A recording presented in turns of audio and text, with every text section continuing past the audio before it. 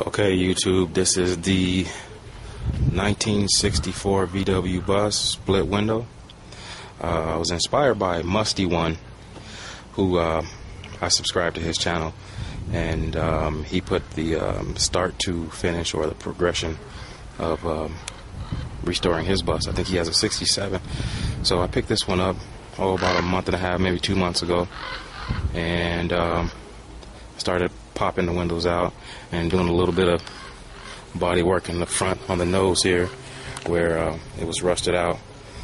And so I said I might as well get a few shots of mine and see how it goes as I work on it.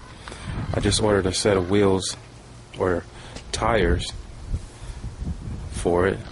Obviously right now these tires are shot and I can't move it, so when those tires show up, these are inflated in the back, but I don't know how good they'll last, so I just replaced them. I got the 185s going in the back, and I'm going to just put the 65s in the front for now until it gets lowered. I don't think it'll look too hot if it had the low profile tires on the front and it sits that high. So it's pretty much complete. I got the rack that I'm going to sandblast and powder coat that. I'm going to end up pulling that out and going through it, but everything is there, so I haven't fired it yet. But I'll just pull it out and change the oil, plugs and push rod tubes and a few other things, paint some things up. Rear hatch, I had to replace this hinge arm here because the guy that had it before me, it was broken, and he just screwed the door shut. So I ordered one which was actually one like this one, and you can kind of tell how this one leans to the left. And well, I didn't order it, I bought it from a guy on the Samba, and then you can kind of tell I did some reworking to it here. I just cut it in a few places and bent it, and it used to go to the left and now it bends to the right. I just re-welded it back, and now it works. And so yeah, what he did is, you could see right here, there's a hole there, a hole there,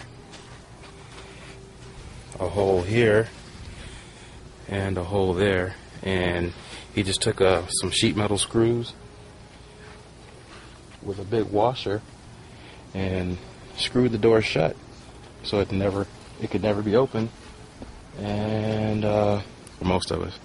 So I had to try to fix that. Anyway, there's not a whole lot of body work on it to be done, but there's this piece right here, and I'm not a body work person. I'm not an expert on any of it, but I do the Volkswagen thing a little bit. I gotta figure out how to straighten that out. I don't know if I need to cut it out and see if I can get a couple of angles on it, and maybe I can get some advice from some of the viewers on how to handle that. That's got to be fixed there. It's a little bit of dent in here, but not a whole lot. And once again, another one of the tires that is ruined.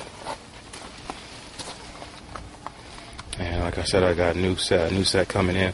I got some more power wheels in the garage. The same stock ones like these, but I sandblasted them and I powder coated them satin or flat black.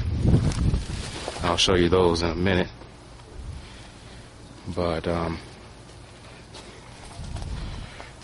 got my fill my glass pieces over there.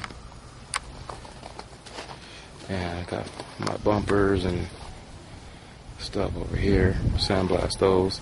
Knock out a couple of dings on those. And those will be able to go back on. So I'm going to just sand it all down and try to primer it. I'm going to try to do this project to the point where I can do as much as I could, or as much as I can, with my own limited skills, and see how good we can get it without spending a bunch of money. So that's the 64, and we're going to be working on it.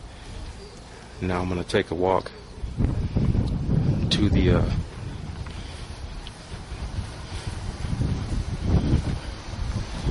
garage area and let you check out the powder coated wheels. It's because I'm not very good at editing. Oh, that's the 66 that I drive mostly. And here are the wheels that I powder coated. Now these wheels actually came off of here, and they were kind of rusted in the corners there. And you know, to have them re-chromed, you almost cost more than it does to buy a new set of the stock chrome wheels, the steel wheels. So I just powder coated them flat black. Kind of touched up the VW logo with some black, and when the new tires come, those will go on there. And I just replaced those. I just bought new ones to go on the VW or the Bug, the 66. Lowered the front end on that, put adjusters on it, and narrowed the beam 4 inches. It sits pretty nice, tucks pretty good. I'm going to have to get to the back, take that down a notch or two. And let me turn some light on here and show you how that